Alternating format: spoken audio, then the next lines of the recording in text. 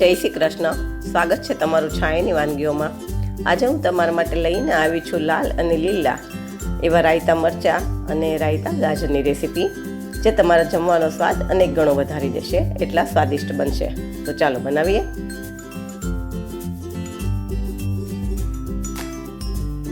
હવે તેને માટે મેં 250 ગ્રામ લાલ અને લીલા એમ બંને પ્રકારના મરચાં લીધા છે. હવે આ મરચાંને આપણે પહેલાં સરખી રીતે ધોઈ લઈશું અને પછી કોરા કરી દઈશું, જેથી કરીને સરખી રીતે સાફ થઈ જાય.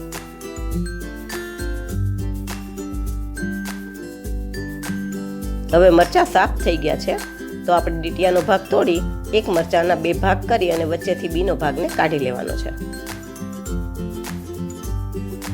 પછી આપણે એક ભાગમાંથી 4 ભાગ કરી લેવાના. એવી રીતે બંને ભાગમાંથી આપણે 4 ભાગ કરી લેવાના અને આવી રીતે આપણે લીલા મરચાંને પણ સુધારી લઈશું.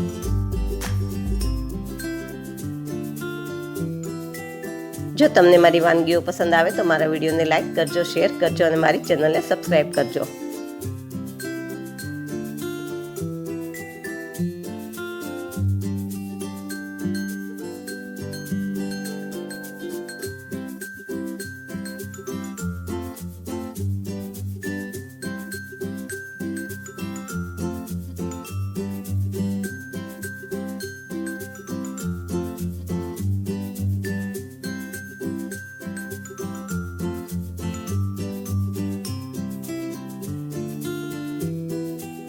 મેં બધા મરચાં સુધારીને તૈયાર કરી લીધા છે. તો હવે આપણે ગાજર સુધારીએ.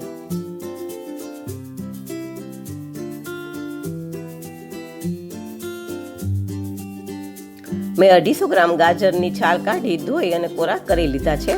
હવે આ ગાજરમાંથી આપણે 1-1, 1.5 ઇંચના અંતરે આવા નાના નાના કટકા કરવાના છે.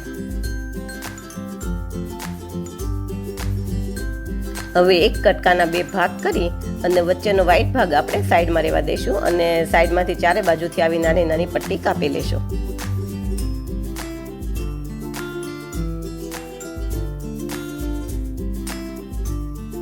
હવે ગાજરને પણ મેં કાપી અને તૈયાર કરી લીધા છે. તો હવે આપણે બંનેમાં મસાલા કરીએ. મરચાંને એક ડીશમાં લઈ અને બધા મરચાં ઉપર જાય એ રીતે 1 ચમચી મીઠું છાંટી દેશું.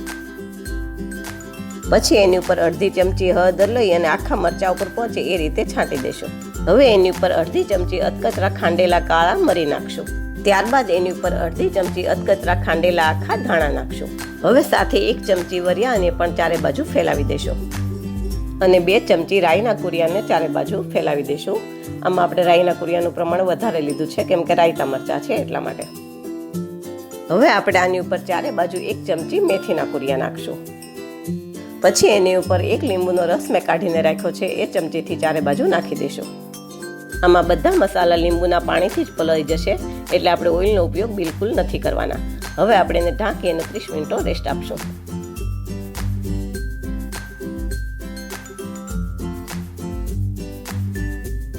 હવે આપણે ગાજર ઉપર મસાલા કરી લઈએ. તો 1/2 ચમચી મીઠું ચારે બાજુ નાખી દઈશું. પછી એની ઉપર ચારે બાજુ 1/2 ચમચી હળદર નાખી દઈશું. હવે 1/2 ચમચી ખાંડેલા મરી નાખી દઈશું. પછી 1 ચમચી વરિયાળી ઉપર નાખી દઈશું. હવે 1/2 ચમચી મેથીના કુરિયા નાખી દઈશું.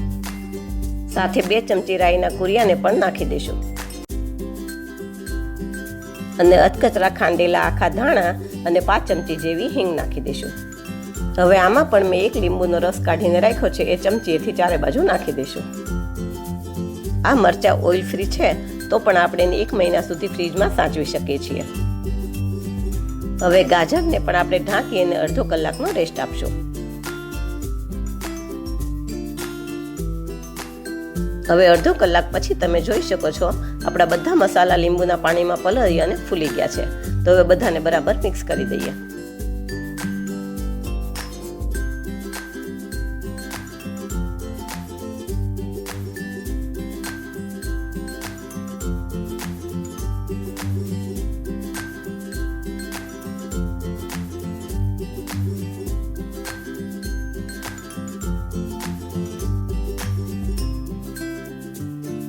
હવે આપણે એ જ રીતે અડધો કલાક પછી ગાજરને પણ જોઈ લઈએ.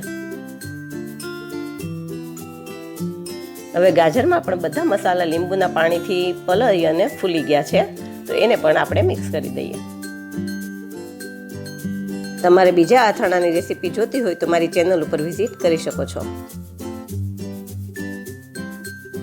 આ બંને ઇન્સ્ટન્ટ અથાણા છે અને ખાવામાં પણ એકદમ સ્વાદિષ્ટ લાગે છે, તો એકવાર ચોક્કસ ટ્રાય કરજો. આ બંને અથાણા તમારા જમવાનો સ્વાદ અનેક ગણો વધારી દેશે. આવી જ અવનવી વાનગી સાથે ફરી મળશું. Thank you.